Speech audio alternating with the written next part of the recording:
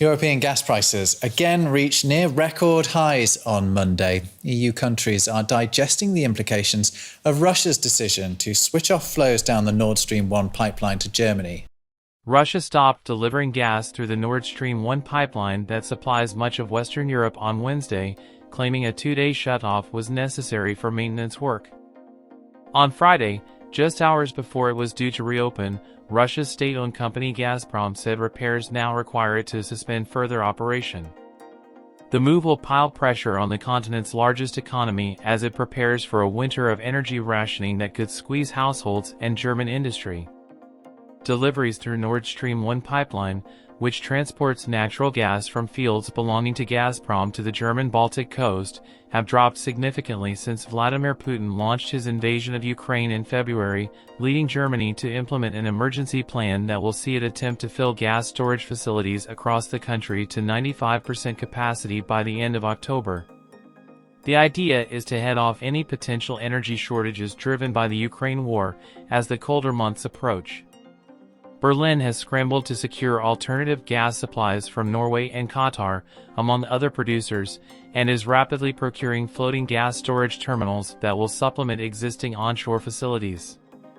Large companies have already been told to save as much gas as possible over the summer, and to prepare for possible cuts in supplies over the winter if households and hospitals need to be prioritized.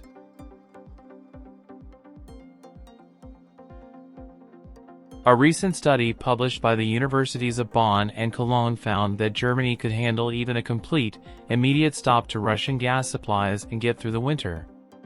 That view is shared by German Economics Minister Robert Habeck.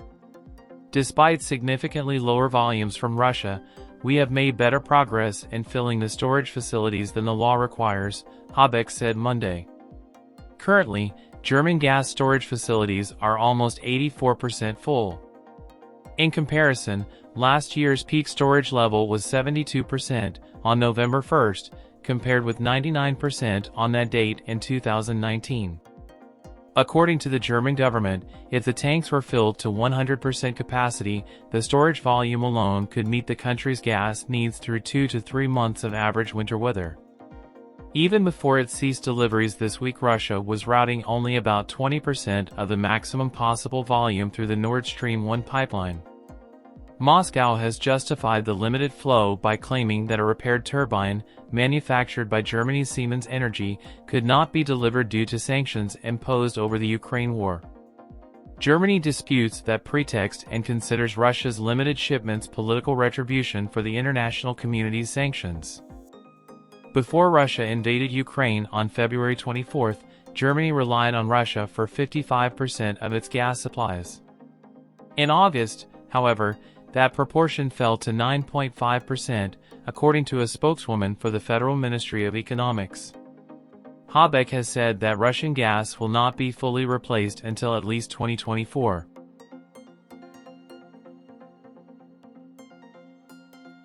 According to the researchers at the universities of Bonn and Cologne, Germany can get through the winter by taking 3 key steps. The consumption of gas to produce electricity must be reduced. Consumption for heating buildings must be reduced. Industry must reduce its consumption or find alternatives for gas.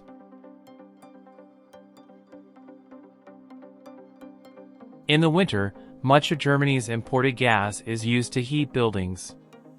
The study sees a savings potential of around 15% in this area. Achieving that would mean dialing back thermostats in homes, offices, and other buildings by about 5 degrees on average. So, people accustomed to relaxing at home in t-shirts with the heating set at 70 could, for instance, be asked to put on sweaters and cope with 65 degrees instead. Retailers, companies, and the public sector could also make a contribution, for example by working from home and operating shorter store opening hours. Cities across Germany decided a few weeks ago to turn off the lights in public buildings and outdoor spaces at night, leaving some famous sites shrouded in atypical darkness. Industry would need to save the largest amount of gas, at around 26%, or replace it with other energy sources. But here, too, the study authors are optimistic, noting that the sharp decline in industrial gas consumption this summer has underscored businesses' ability to eke out savings. Christian Seifert, who heads the German Association of Industrial Energy Consumers, warned that the country's industry will suffer the most this winter. Overall, the prospects for the German market and the industry are very dire, he told CBS News. That is due to inflation and the skyrocketing gas prices.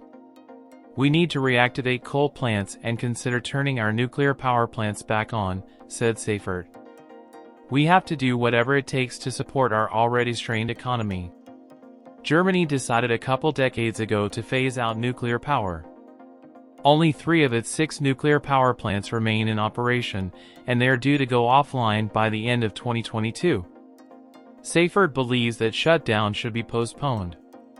The latest official statistics show Norway has already replaced Russia as Germany's biggest gas supplier, with its share climbing to 38% of all imports in August.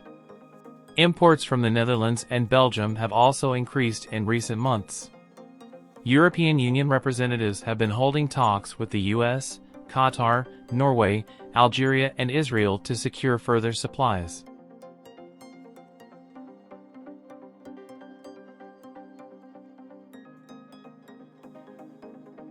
Historically, Russia has accounted for about 35% of Europe's overall gas supply, but that's changing rapidly.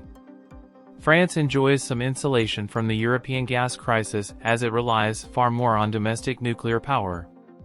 It also has 3 liquefied natural gas (LNG) terminals and a direct pipeline from Norway. Italy has concluded new gas supply agreements with Algeria, Qatar, and Azerbaijan, and Russian imports now account for 21% of the country's energy needs, compared to 29% last year.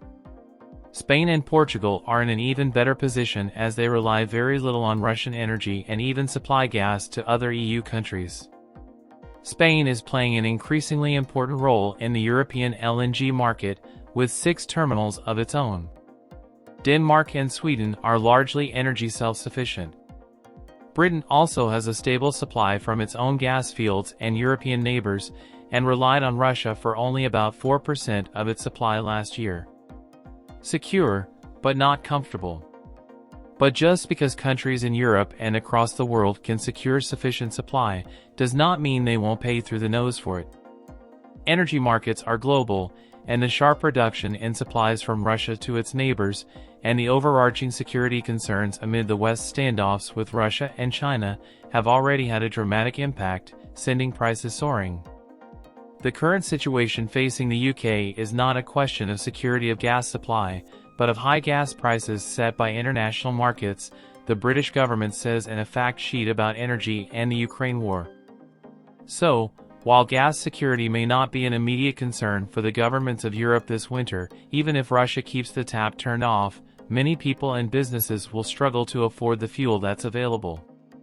Hopefully, this situation don't escalate into even dire. With that, I will end the video.